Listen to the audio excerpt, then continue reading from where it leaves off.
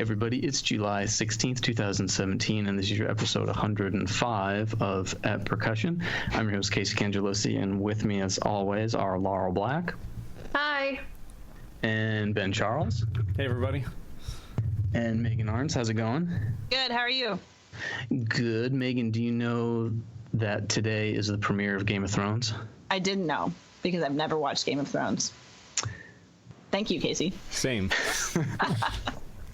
Shaun, are you into Game of Thrones? I am not. Wow, you might be the first guest ever not into Game of That's Thrones. not true. I think it's true. I'm going to go with it. Are you going to have a watch party? Yeah, we are. That's where Laurel and I are going next. Nice. Oh, yeah. Yeah. We have a very consistent faculty watch party. Oh. Yeah, so it's like academic. Read articles and then write responses. Yeah, it's like way after serious. episode. Yeah. Yeah. Well, guys, our guest is the owner of Gallant Entertainment Incorporated, which provides drum lines for sports clients like the New England Patriots, the New York Giants, the Jets, the Knicks, the freaking Celtics, the Rangers, etc. It's really, really impressive what Shaun does. Also, he has many corporate clients, including ABC, NBC, ESPN, Facebook, and Nike, among others. And he's there today as the director of programs for Santa Clara Vangaurd, because they're rehearsing at Mizzou right now. Is that right, Shaun? That is, yeah. We're fortunate enough to use the big stadium here today. It's fantastic. Cool. Well, thanks for joining us. And man, can you just explain a little bit about what you do for us? Yeah. So Megan and I were just talking about this on the way over. I wear multiple hats, right? So at my company, we formed the company about 6.5 years ago now, and it just took off like a wildfire in New York. I started it while I was getting my master's at NYU in percussion performance. And during that, we just snowballed. We started with the New York Knicks, then the Giants, and then just went from there. And, New York is a very unique market. As you guys know, as percussionists, there's a lot of work to do and a lot of corporations and parties and all kinds of stuff. And, everybody likes percussion.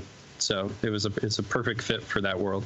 I'm very curious how you go from, I want to start this professional drumline to, like, I'm going to call the New York Giants about it. To me, that is such a step. Will you talk about that? Right. So I actually formed the company in October of that year, and we didn't do, and I say we because there were three of us kind of from the beginning involved, and we didn't do anything public until April of the next year. So during that time, it was all, obviously forming the corporation, but in addition to, putting some marketing ideas together and some proposals together, and we knew exactly, how we wanted to go into meetings and kind of just really, being as detail oriented as possible. The way we got in the room with the Giants was a cold call. We cold called the Giants, and something read right in the follow-up proposal that they really enjoyed, and we sat down with a meeting with them 2 weeks after the draft, and then it took off from there. So once we got the Giants contract, we are the first thing that the Giants have ever branded as their own besides the football team. They don't have a cheerleading squad. They don't have T-shirt launchers. They don't do anything like that. It really is about the football team for the Tisch and the Mira family. So that impact and understanding of that, quickly led to our second contract with the Knicks, because they understood the significance of that. And then, from the Knicks, we got the Rangers, and, it's been a fun ride ever since then. It seems like such a success in that I think of so many young people that are doing DCI and WGI, and they just don't want to age out, and they want to keep doing this forever, and they're looking for some way to make a living doing this. And then, wow, what a dream come true. Not only do you get to keep doing it and put those skills to use, but you also get to do it on like the biggest stage that there is, and like these huge sports arenas. Is there a history of drum lines in major sporting events? I feel like the first time I've really heard about it is you. I wish I could take, the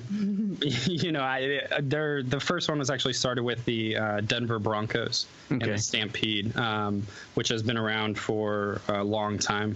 And every team that has a drum line, they have a very specific image, a very specific feel. The music is different from team to team. It's really based on the team's culture. And that's something we really pride ourselves on is, from client to client, we've been able to create and plug in to whatever their culture is and whatever their game day experience is. We've been able to create a custom performance for them. And if you live in New York, what is the process of auditioning for these drum lines? Yeah, so we hold auditions about quarterly. It's really based on how many applicants we have.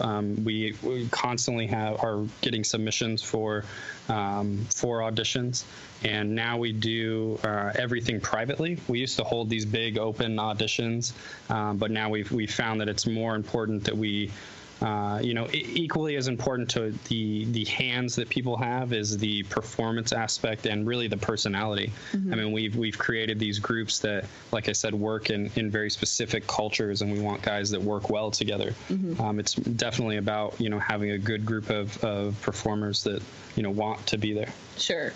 So if I was on this drum line,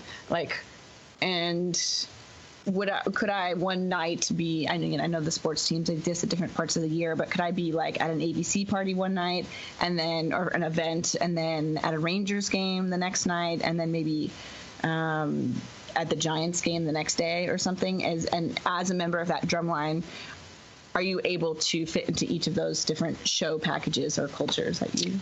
Yeah, some of the bigger clients, we have kind of our set guys that play at each of those, but absolutely. I mean, on there's specific Sundays throughout the year where we might do a Knicks game in the morning, mm-hmm. And then get those same guys, throw them in a van, and drive them out to the Giants game for that evening. Mm-hmm. So yeah, I mean, and then the next day you might be on a stage for TD Ameritrade. I mean, it's mm-hmm. It really is. You have to be very versatile and really an all-star performer to mm-hmm. do what we do. That's we had awesome. Actually a Facebook question from Alan Lang that you've sort of answered part of, but I'll just go ahead and read the question and let you answer the rest of it. Alan said, what is the audition process like? Did the people in these drum lines make a living, or is it mostly high school/college performers? So the audition process, to be a little more specific, is once we set the date for the next audition, we'll wrangle all the emails and submissions that we have, and we'll send them music, and then they have to come do a live audition. There's a form of sight reading as well. And then there's actually a dance and movement side of it. It's really, like I said, and then we want to create that. We're looking for that kind of well-rounded performer. Mm-hmm. It's not just about having hands to play the drums. One of the most rewarding things for me in the New York area has been to supply employment for musicians. Now that when we originally started, we were just doing drum lines. Now we're doing, we have a big band, we have a cover band, we have a steel band, we have a samba band, we have a kind of our own little take on a marching band as well that we do for the soccer team there. So, supplying employment for those musicians and supplying those performance opportunities has just been really an honor for me, and really the most rewarding part of it all. Did you envision that it would be what you just described? Did you envision that from the beginning? No, actually. I mean, we really wanted to do it because we saw a void in New York. Mm-hmm. At that time, there were 11 professional sports teams in the area. So there was definitely a void. We didn't know that it was going to snowball to the level it did, but it's been every client that we get, or every large corporate performance, there's always new challenges, and we're learning a lot. We're having a lot of fun. Yeah, well, I'm just thinking it's fortuitous that you named it Gallant Entertainment rather than like Gallant Drumlines or something, because now it can be an umbrella for all these different ensembles that you described. Right. So, yeah. So it's, we've done break dancers for events. We've done samba dancers. We've done, it's not just musicians anymore. It's really, like you said, the all around entertainment aspect. Yeah. And I remember I went to a Rangers game, right? Yeah. But it was like 4 years ago or something. Yeah. I was coming through New York for something. And I just got in touch with Shaun to say, like, hey, what's up? You want to grab a coffee? And he was like, hey, come to the Rangers game. And I was like, okay. And I went to Madison Square Garden, and the Drumline's just performing, and they've got a huge crowd of people. And it was just really cool to kind of observe that whole process of, going into the underbelly of the stadium and, nice box seats. And, like, what a great gig. You play before the show at halftime or whatever, but then especially if you're a sports fan, like getting to enjoy the games, and I think that's cool. But something that stuck out to me, because I've used you as an example in studio class every year of like an example of someone who's doing something in percussion that nobody's doing, and the thing that I always remember you saying is, yeah, we're getting to the point now where we can pay people's rent. Like, that's awesome, And so I think that's amazing that's been part of the mission, is to employ musicians. Yeah, it's been fantastic. And, my guys that are my regulars and drum with me, all year round. I mean, it's fun. Yeah. So yeah. Did you ever get out there yourself? No, I'm much more on the other side now. So, Shaun, speaking of you, I met you in Sweden, I don't know, almost 10 years ago now, probably, right? Yeah, it was, probably 8 to 10 years ago.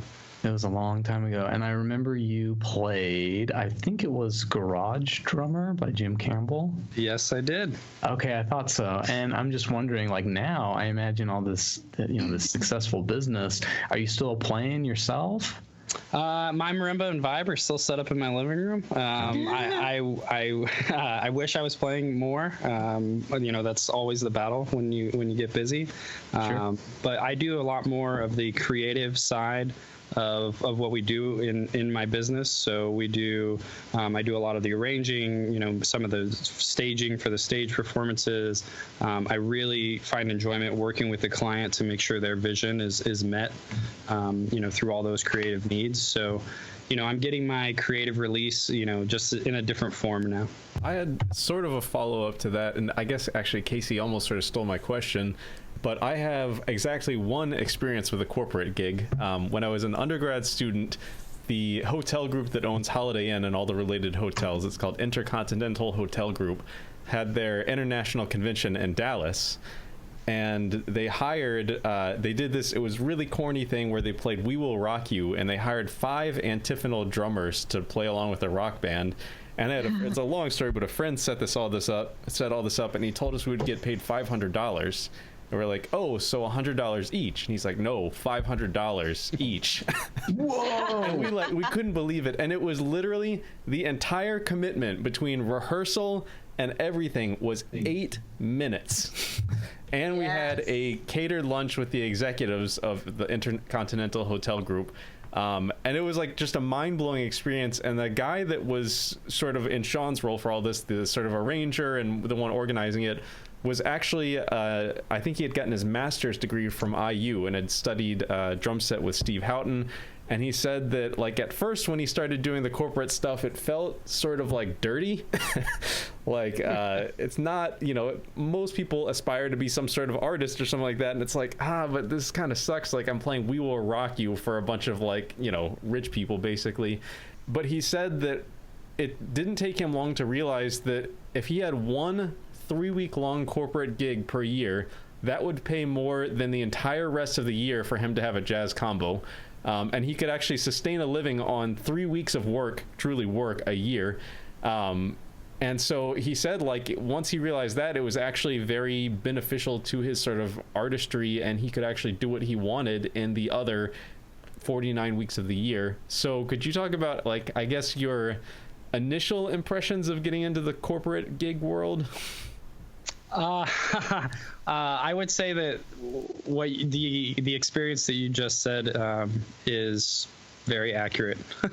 We always strive to, as percussionists, right, we're always trying to strive for perfection and, playing these extremely hard pieces and, learning all sorts of different techniques and touches on instruments and, trying to perfect our craft. And not to say we have to dumb it down in the corporate world, but it's a lot more striving towards what's entertaining and obtainable for the audience versus self-fulfilling. So it's we've done the We Will Rock You we did it for Lowe's last year, and then we've also been fortunate enough to play the Superman premiere with Hans Zimmer on stage. So we were fortunate enough in New York and doing what we're doing that we were able to find that balance. It's the corporate stage shows are always large. Doesn't matter who the client is, and our guys love it. I mean, we've flown. We did Walmart shareholders last year last month in Arkansas, and we flew guys down and supplemented with University of Arkansas musicians as well. Our guys are having a blast. We're traveling all over the country. We went to Puerto Rico last year for an event. It's a good lifestyle on that corporate world. Yeah, well, if you ever need someone to play We Will Rock You, Ben knows it. So super hard part. Megan, what do you have for us today? Yeah, so my segment is a little bit more of a conversation starter because the guy sitting to my right knows way more about this than I do.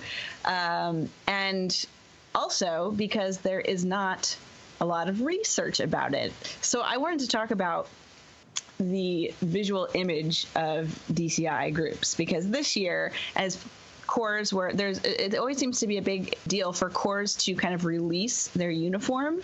And I was searching around on Facebook and different corps websites, and some people will record a video and then release it and make a big deal about that. And this year, a lot of the uniforms, several corps uniforms, were quite different than what they were last year. And when Paul Rennick was on, we kind of talked about the influence of WGI on DCI with him. And I think we're definitely seeing that in the uniforms now. And the Guard uniforms, if you're a DCI fan or you know anything about marching band, the Guard uniforms usually change every year based on whatever the show's theme is. But there's a tendency for the main corps uniform to remain the same or updated slightly from year to year. And I think a lot of corps in the past have kind of traditionally prided themselves in their history and their tradition based on this visual image of the people on the field. And it seems like we have broken through this barrier, and now that is maybe not the trend anymore. And we can maybe put some pictures up of some examples of this, but specifically Madison Scouts, Santa Clara Vangaurd, Boston Crusaders, if you look at their uniforms last year versus this year, they're quite different. So just so I had something tangible before I asked Shaun to fill us in on this more, as I was, again, searching for some kind of article or something about this, really the only thing I could find is people in chat rooms on flow marching. Is that what you call it, flow marching? Yes. Yeah.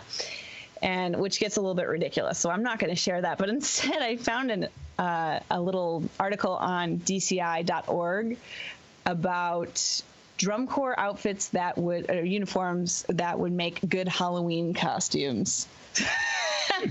These are great, Megan. So I'm just going to share the top 10, and if you just go to DCI.org and search this, you can find the pictures yourself. But number one is the Hungry Dragon, the 1990 Marauders. Is that how you say that? I was not familiar with this group.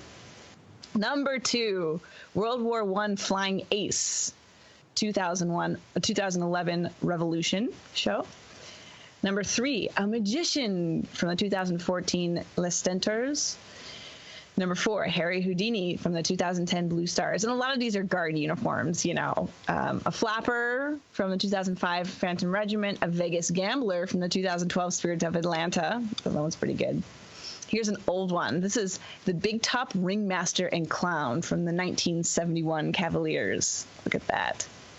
Number 8, a Lion Tamer from the 2009 Velvet Knights. I like this one a lot. Number 9, a baseball player from the 1994 Southwind Show. And finally, number 10, a painter from the 1993 Blue Devils show. And you can keep going down and down and down. There are like 30 or 25 of these. So if you're looking for Halloween costumes, maybe check out this article and contact your local drum corps to see if they have some old guard uniforms they'd be willing to loan you. But that's slightly tangential. And I'm wondering, Shaun, since you probably had a large part as Corps Director of designing in the say of the design of this year's uniforms, what was that process like, and what drove you guys to take a drastic change from what was the uniform last year? Yeah, so I know you know this, Megan, but this year marks our Santa Clara Vanguard's 50th anniversary. And one thing that we really wanted to do was we wanted to look forward and not look backwards. We very easily could have done a Vanguard's Greatest Hits show and, Phantom of the Opera, threw everything in there, which I think there's some disappointed alumni that we're not doing that, but that's another topic. So we really wanted to look forward.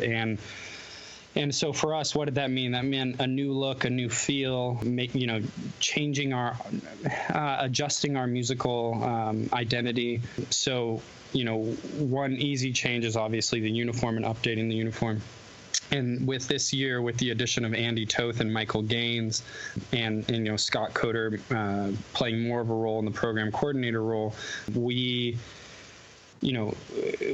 talked about all the elements, right? And Megan, you know this. I mean, the star for Vanguard people is a must-have. The sash across. With the Ouroboros going around the neck this year. It's a head nod to that. We still have. The biggest thing for Andy and Gaines this year was that they wanted something that they could move in, have that, we knew that we were going to have the Corps doing some somersaults and some, moving all over these interesting props that we have. And so, a traditional marching band uniform just wasn't going to work. Mm-hmm. So, having the uniform, something that's breathable and movable, the kids absolutely love them. Mm. It still has, definitely your traditional, it has the wings off the shoulders. It still has your look and feel of Vanguard, but it's just new and headed in a direction. And one of the things I do want to mention in the new uniform is a lot of people are asking about why we went with a black V, because historically we've done a black V. We wore a black V when Gale passed. We wore a black V when Myron passed. It's always been to memorialize a human, someone that's close to the program. And this year we wanted to wear a black V to remember all of the people that are close to the Vanguard family that have passed. So whether that's volunteers or Gale and Myron, heavy hitters in the program, it's everyone that's involved. And so that's our kind of our nod and to the past. Mm-hmm. But the uniform, for the alumni, we have a very strong alumni base. And one thing that we wanted to, that we made the decision to do based on the show was to take the Aussie away. Mm-hmm. And that was obviously a large deal. But we knew that having kids doing somersaults and once again climbing all over these props, that just wasn't going to work. Yeah. And the other side of the taking away the Aussie is that we really wanted to break down the fourth wall. So we really wanted to have the performers be able to emote to the audience and make a connection where in the past they've never been able to because they've been hiding behind this bill. So yeah, I mean, it's a new look for Vanguard. It's exciting. The kids love it. The judges love it. Yeah. So it's the it's judges definitely love it. They have been scoring very high, and they're in the top. What do you call it? The top bracket for the big San Antonio regional? Yeah, top 3. We actually just got our seating, so we are going on second to last in San Antonio. That's a huge deal. So congratulations. I went down to a rehearsal last week or something and saw a run through, and the show is incredible. It's really, really, really cool. So check them out if you can. Yeah, it's a great show. Is the Ouroboros... Is that just and for those of you who don't know, an Ouroboros is an old symbol of a serpent eating its own tail, supposed to symbolize rebirth and infinity and regeneration or something of that sort. But is the Ouroboros this year's theme, or is that something that's been with Vanguard in the past? Is totally just my ignorance. No, that is this year's theme of the show. So our show is called Ouroboros, and exactly what you just said: rebirth, regeneration, re-image. It's heading into the 50th year. Like I said, we wanted to look forward and not look back, and the theme was just a perfect fit. So we have these large circular props that have the imagery of the Ouroboros on it. It's worn around the neck as well. The color guard actually on their uniform has it from hand to hand all the way around across their chest, so they can make a large Ouroboros. There's lots of serpenty things throughout the show. But yeah, that rebirth and regeneration of Vanguard is what we were really going for. Great. Sorry, Ben, I stepped on you. Yeah, well, I just had a couple little tangential things to this. I know that, speaking of uniforms, Paul Rinnick does the Dallas Cowboys, I think it's called Rhythm and Blue drumline, and when Paul first got started with this, he was talking to like the person about what they want their uniforms to be, and I guess apparently Paul pointed to a Missy Elliott music video and said, I want that. So if you look at the Cowboys drumline, their uniform is based off of Missy Elliott. It's pretty funny. Nice. But also a couple of years ago, I just Googled to find the article. In 2015, it looks like there's a violinist named Kevin Yu that actually invented a high-tech tuck shirt. And if you want to Google and find more information about it, please do. But basically, this guy's philosophy was, as a professional violin soloist, he's wearing like a hot cotton shirt and it just doesn't work. And he needed some sort of like athletic material to allow him to breathe. And so I know Bill Mersch bought one of these shirts. I don't remember hearing a follow-up report on how it went. And the thing about it is that it's kind of weird to me that it's just a shirt, because the second you put a jacket over it, it doesn't really matter. But I guess as a soloist, he wasn't wearing a jacket. So I don't know. It looks like the shirt is called the Gershwin, if anyone wants to look up that and find out more. Gershwin. I think Keith Aleo talked about that. I don't know if it was on the podcast or he and I were talking like by ourselves. I don't remember. Yeah. But yeah, that is something he would know about.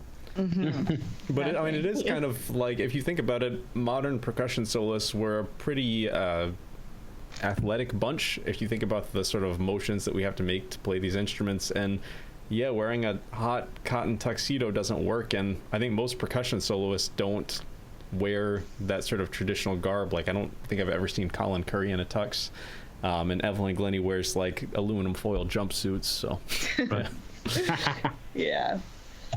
Well, while we're on the topic of Santa Clara Vangaurd, I'm also curious about kind of the story of you becoming Corps Director, because Shaun and I actually marched together.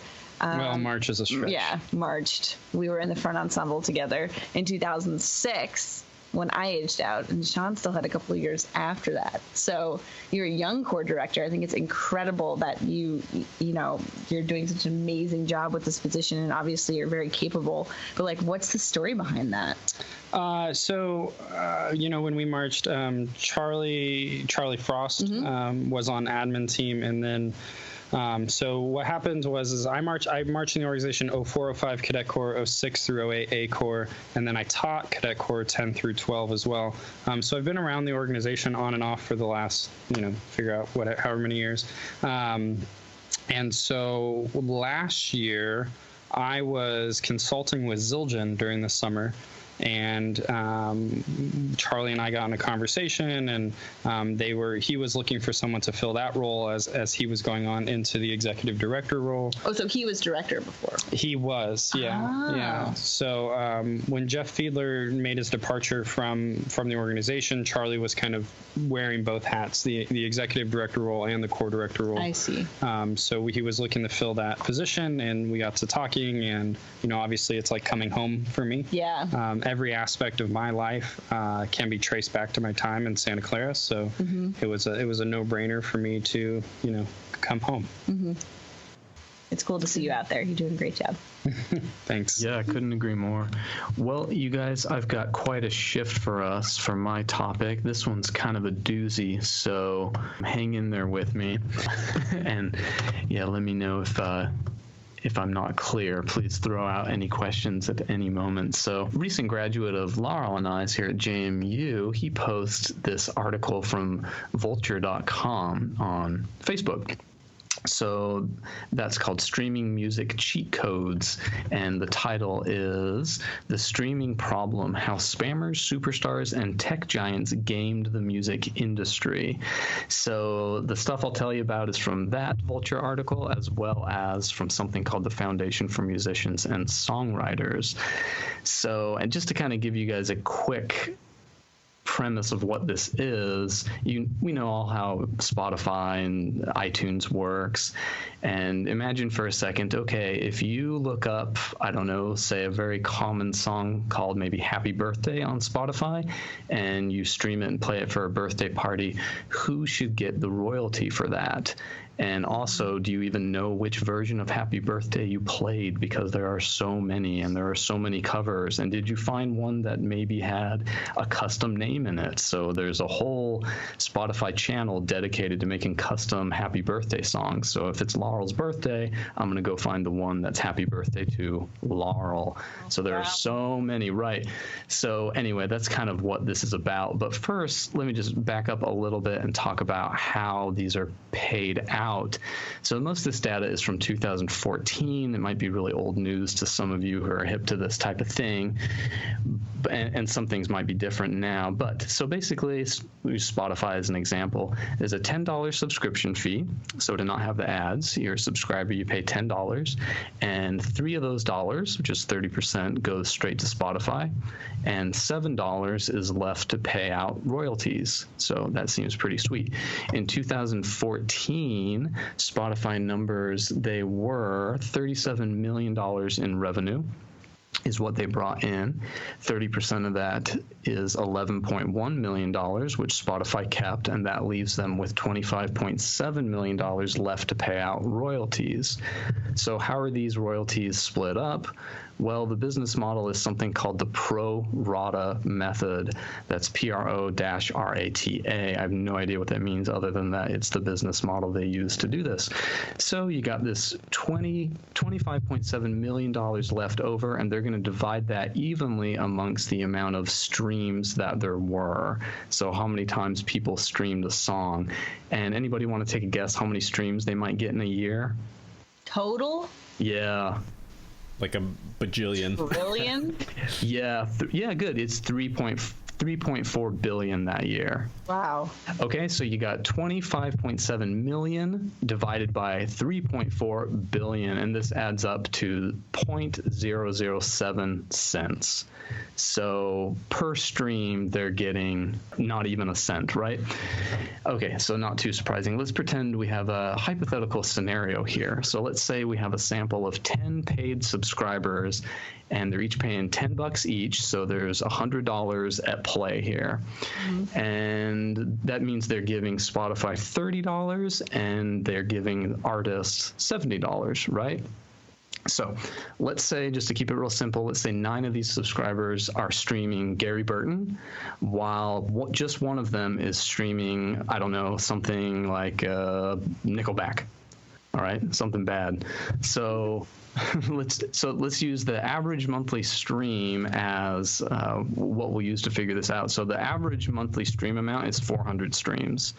So this is about an hour of music per day. And again, this is average, not typical. So that means something in statistics, but we'll leave it to keep it simple. So this is the average of 400. So that means Gary Burton is getting these 400 streams for every 9 users, which is 3,600 streams, whereas Nickelback is getting 400 per 1 user, which is just 400 streams. So you got $70 of royalty money. You're going to divide that by the total of streams, which are Gary Burton's 3,600, Nickelback's 400, which is just 4,000. You divide that and you get 0.0175 cents per stream. So they're almost making 2 cents a stream, which in streaming money, that's like really good. So yeah. Gary Burton makes $63 while Nickelback makes $7. Cool so far? Yeah. Okay, so let's say that the one Nickelback subscriber is what they call a heavy user. And to put it into real life terms, let's pretend that they're, say, a local business and they're going to play their Spotify channel like all day. So let's say they're the official gym and racket club of Nickelback in, I don't know, Kentucky. And this hypothetical gym streams their Spotify channel 12 hours a day, 7 days a week. So that's going to amount to 360 hours or 4,800 streams. So the average 9 subscribers, the Gary Burton fans, are still doing 3,600, whereas the one heavy subscriber is now doing 4,800. So now we've got the $70 of revenue left for to pay royalties to the artists, and we're now dividing that by 8,400.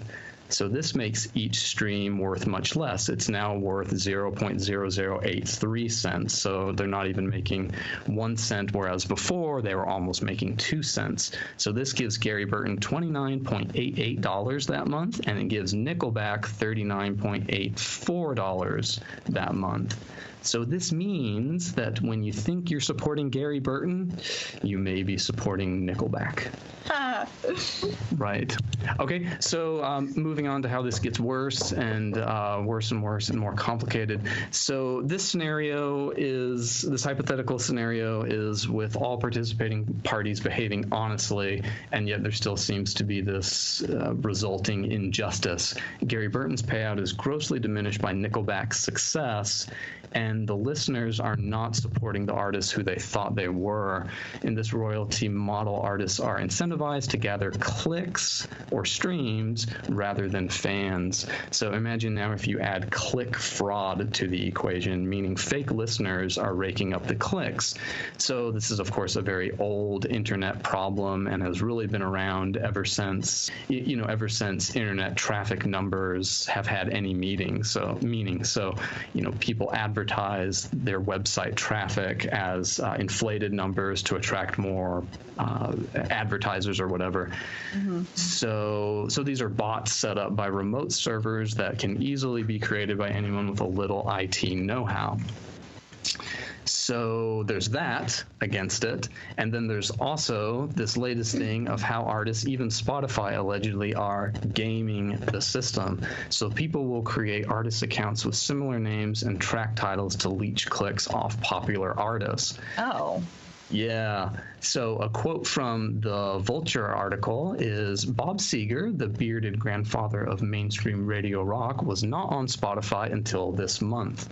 But Bob Segar, with an A, S-E-G-A-R, instead of E-R, has been there for years. And this misspelled version of the Detroit rocker raked up 1.2 million streams on the cover of Turn the Page in the real Seger's absence. Also, Tool, the brooding art rock gods still remain Spotify holdouts, but the DJ Tool with a capital L at the end has been there, and this person has very Tool-like songs and has raked up 500,000 streams with one of them. So other little click magnets and schemes include mistitled tracks that contain only silence, all sorts of cover songs, beats and chord wheels with big artist names on them, even though it's not the real artist, releasing albums with the same track multiple times, countless covers of Happy Birthday with custom names, i.e. Happy Birthday to Stevie has over 900,000 streams, and fabricated artists. Also, let's see. Oh, and they fabricate artists to flesh out playlists. So this last one I just said, this is a claim that's been made against Spotify that they totally deny, but the idea is that Spotify is paying producers to bring music to them that sounds similar to their popular artists.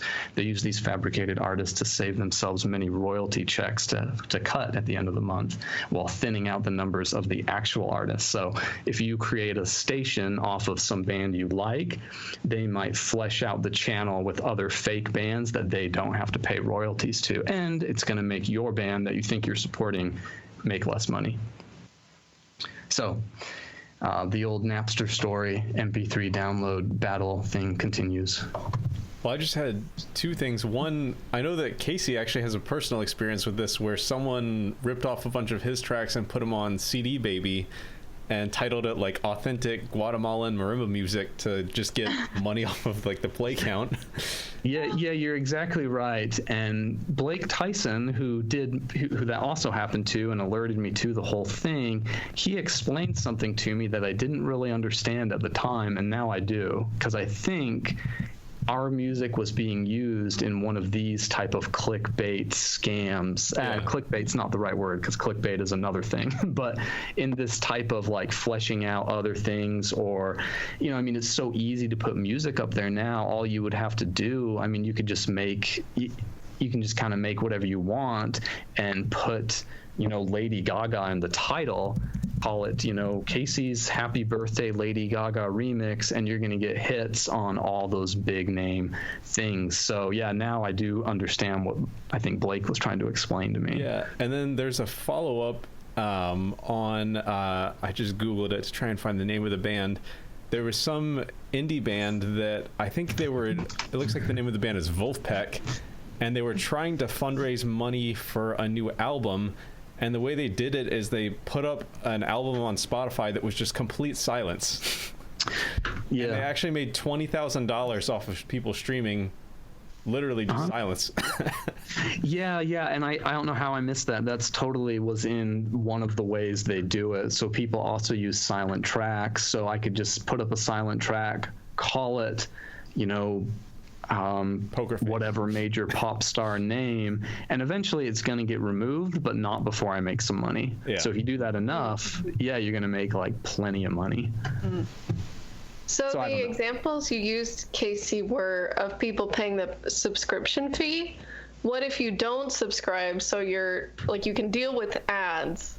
Are you I think it's really positively no different, affecting anything? It's really no different. It's just the company is making their revenue to pay out through ads versus you personally paying them. But I think it doesn't matter what you're streaming at that rate. It's just how the company is getting paid.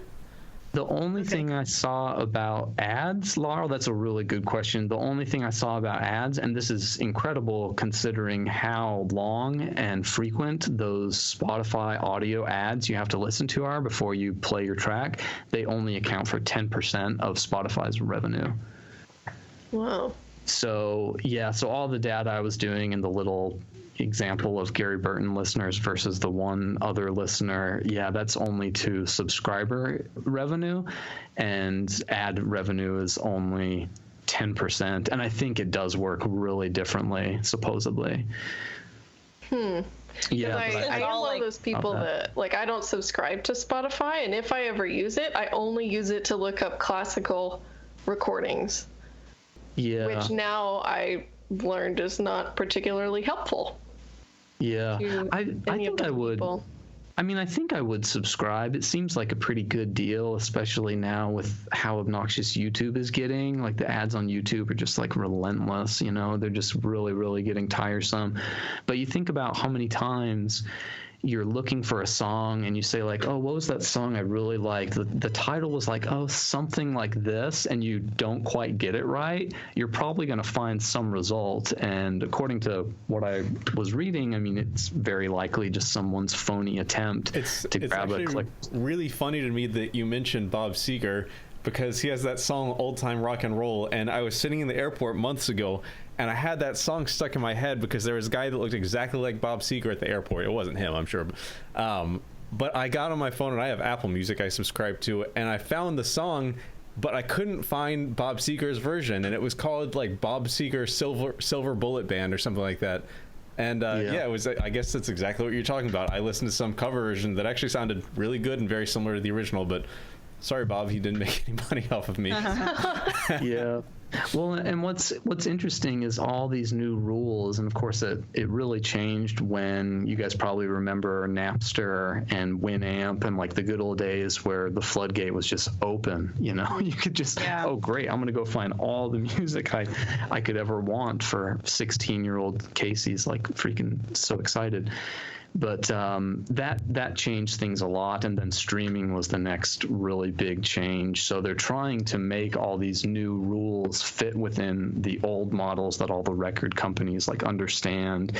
So they even have old terms in there like a replication. So a replication is if you buy an iTunes song and you download it, then you have it, and it's on your hard drive, that's a replication.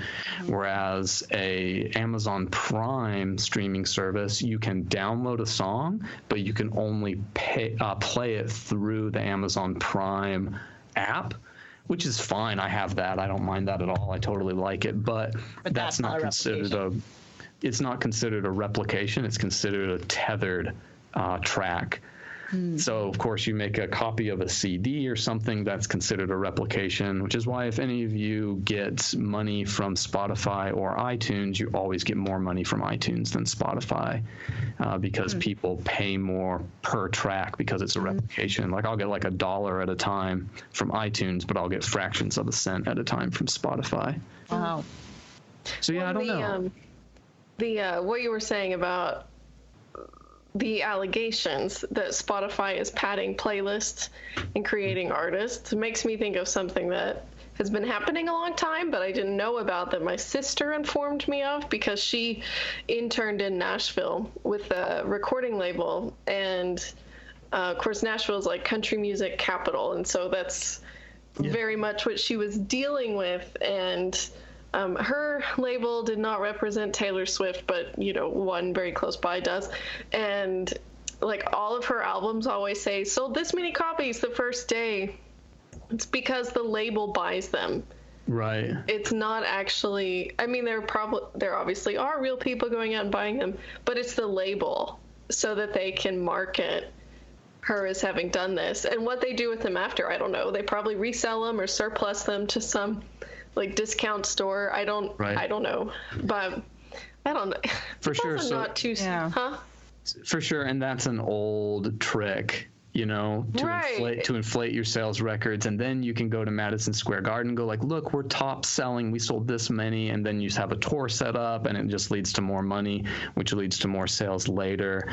So yeah, this stuff I'm talking about in the article called Gaming Spotify and Gaming the Streaming Services, it's the modern version of what you just described. Yeah, I think. Because a lot of the artists do it themselves too. They make extra tracks that the CD should have, like merge those tracks together, but they'll make many short tracks just to try to get more streams, and they'll pay people to click extra, and supposedly they'll hire these clickbot servers and stuff like that. So yeah, very sad, isn't it?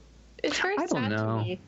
Yeah, I don't know. It's just interesting. It's just like, I don't know if it's sad to me or not. I mean, I guess like the Gary Burton example is kind of sad. And I mean, the losers in all this, I think, are us, because on one hand, you had this nice, you might have had this nice moment of satisfaction where like, oh, this is great. I'm paying $10 a month. And like, yeah, Gary Burton's getting it. Yeah, no, he's not.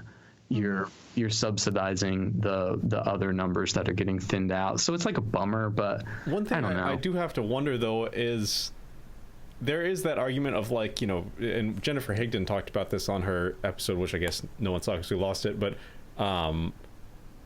like a lot of music I feel like on these streaming services wouldn't get played. Like my students aren't going to go spend $20 on a Gary Burton CD just because I told them it was good. But if it is on there, they'll go listen to it. And so I don't know, like with classical music especially, like Michael Tilson Thomas's recording from 1980 of some Shostakovich symphony, most people now I feel like aren't going to play. But if I search for that symphony and it's Michael Tilson Thomas, I will play it. So like I know it's not much, but at least it's something, I guess is what I'm trying to say. Yeah, and that's of course the big debate that the labels are wrestling with. This is why Tool is still not on Spotify. They're just not sure if it's a good deal yet. And this is also why the Beatles, which I think we did a segment on this. Yeah, they held out so long. Right, the Beatles held out so long, and they finally are. So like they're kind of looking at this and going like, yeah, is this a good deal or not? It's so hard to tell. Yeah, because are we just going to lose our fans entirely because, the stream is moving, and if you're standing still, you're actually getting pushed back and you need to be moving forward or whatever. Yeah. Shaun, do you have any thoughts or anything? I hate to ignore you during this news report. I feel like I'm unplugged. I've been on tour for the last three months. But it's crazy. It's just crazy, I guess. And it really is sad to me, to hear the depth of all that. Yeah, I feel the same way, and I feel unplugged too entirely, and I wouldn't have even noticed if our student hadn't have posted that article. Yeah, agree. What do you got there, Ben? Shaun, I was wondering, could you tell us about, on a related note to all this, licensing and how that factors into drum corps shows or marching band shows? Yeah, the drum corps shows, we have to get, in DCI, we're partnered with a licensing company called Tresona. So all of our music has to be, approved, and we have to get the rights before we start arranging it. You don't want to waste composers' time and energy into what they're doing before we get the rights. But so everything DCI related goes through Tresona, and we have the rights to everything. The other side, we handle the performance rights. DCI handles all of the sync rights for streaming and all of that stuff.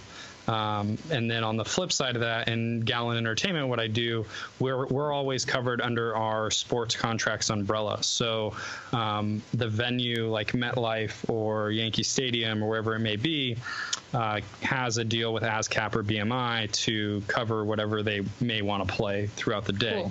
Cool. So we do a lot of stuff with top 40 tunes, where our guys are either playing under them or an arrangement of them, which is all covered underneath the umbrella of the venue.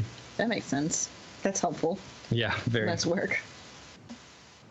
So speaking of licensing, do you guys, or have you ever heard the term mechanical license? I'm sure Shaun has. Yeah, absolutely. Yes. So that's when you have permission to record, is that right? Yeah, and there can be a lot more in there too. Permission to record, permission to distribute, stuff like that can be in there. But I always wondered, and I had to agree to a mechanical license for someone to record a piece of mine, I guess 2 years ago or so. And it was very simple, straightforward. But I always wondered, why the term mechanical license? There's nothing mechanical going on. Are they talking about the tangible record or what are they talking about? I learned in reading all this stuff that it's left over from old piano roll days. Oh. So, right, you need a mechanical license to put someone's song into a piano roll, which I thought was way cool. And we still use that term mechanical license. I thought it was really fun. Interesting. Nice. Well, that's I know also we say a piece for marimba with tape, or pieces with electronics, pre-recorded electronics are called with tape, and that confused me for a long time. Right. It's there. We don't use tape anymore, but yeah, that's Scotch tape. Old gaff tape. Yeah, that's another weird old holdover that we don't say with well, now some people do say with pre-recorded audio or something, but yeah. Yeah. I also forgot to mention. Shaun said ASCAP and BMI, which made me remember this. But in my example where I said the gym owner was streaming their Spotify channel 12 hours a day, yet they're still paying the same amount as the person just doing an hour a day. Businesses like that, they're going to play this copyrighted music for public space. They're supposed to get a license from the rights provider like ASCAP, BMI, CSEC. They're supposed to get that, but but BMI in 2014 sued, I guess, 23 businesses for not doing that sort of thing, and there are 27 point something million businesses in the US, so there's a big safety in numbers, and most people just don't bother. Yeah. Well, and I guess one question I would have about that is when I go into a business, I would feel, I guess if I was a lawyer, I wouldn't care, but you can't go into a business and be like, excuse me, what streaming service are you using? And if you pay, I don't know. It's a very hard thing to turn up. Yeah, well, I think it's just a hard thing in general because it's just going to be constantly shifting and moving, and it'll be interesting to see where it settles and when it settles. And it must be very disparaging as someone trying to make money just doing that. I think for someone like me, it makes perfect sense because the place money is made is in publishing afterwards. So people say, oh, don't you want to monetize YouTube? Which, A, no, you don't, because you're not making serious money until there's at least 1 million. And it'd be more worth just getting it out there, because behind all that is publishing, which is where there could be real dollars. But if you didn't have that, yeah, I mean, it just sounds like every day it seems like a worse and worse idea, because it's thinning out and there's more and more people doing it, and it's just harder and harder to break through, I imagine. If you want to make money, start a podcast. Oh yeah, well the money we're making on this thing is just ridiculous. It's ridiculous. I'm curious if you have any like upcoming projects. Right now, my focus is on DCI. Yeah. And obviously we're getting ready to head into the NFL season. So right now there's a lot of planning and, everything that goes into that, planning and contracting, just rejuvenating all of our groups. But yeah, and getting through DCI right now. Being my first year in this role, it's very important to me that we do well. Yeah. So. And you're on the road like the whole time, right? I am. Yeah, I've been on the road since May 19th. Wow. Yeah. That's crazy. And what are some of the big, for those of you who our listeners who don't follow DCI, what are some of like the big shows that are coming up, and when is finals? Yeah, so the big show, we're kind of all of the large people in DCI, all of the heavy hitters are starting to come together from their regional tours. So everyone is together, excuse me, next weekend in San Antonio. So that's our next big regional, and then the weekend after that is Atlanta, and the weekend 2 weeks after that is Allentown. Which is the last big regional heading into DCI finals, which is the 10th, 11th, and 12th of August in Indianapolis. Excuse me. So that's where everyone's gunning for right now. That's the end road. That's cool. I also just have one more question that I've been curious about, since you're so involved with the activity now. Have been for a long time, but are so involved at this very moment. Even Casey's topic, we're talking about how times are changing and things are changing. And when I was marching, we didn't really, I guess I had a cell phone on tour, but I definitely didn't have a smartphone at that point. So the main question is like, how has the membership changed? Like, how do you see this next generation that's marching right now? And for those of you who don't know, you age out of DCI when you're 21. So, it's all, really between the ages of 16 and 21. I think you said your average age is like 21.25 this year. Yeah, so or 20.25, excuse me. All really in this like really similar age. But then, so that's the big question. But the smaller question is, do people bring laptops and cell phones, the membership? They do. I would assume we're seeing a lot of the similar changes as you guys are as college professors. We have the same, age range as kids. It's a different style of teaching. It's a different style of tour for us. Kids have cell phones, kids have laptops. Are there rules though? Like, can you check your email on a water break? We try to keep the phones off the field. Okay. Obviously out of the food line. That rule hasn't changed since you've marched there. So we still want the membership to be focused on the family that is within. Making sure obviously they get their fix of Facebook and Instagram and Snapchat, and we do our fair share of that as well as a organization. We let our membership, different section of the Corps runs the Snapchat for various weeks, so they kind of have that outlet as well. But yeah, it's a battle. It's definitely the kids are interesting these days. Interesting. I have one for you, Shaun. It seems like, at least from my vantage point, which is someone who's never been in DCI and has never been involved, but I definitely really enjoy it.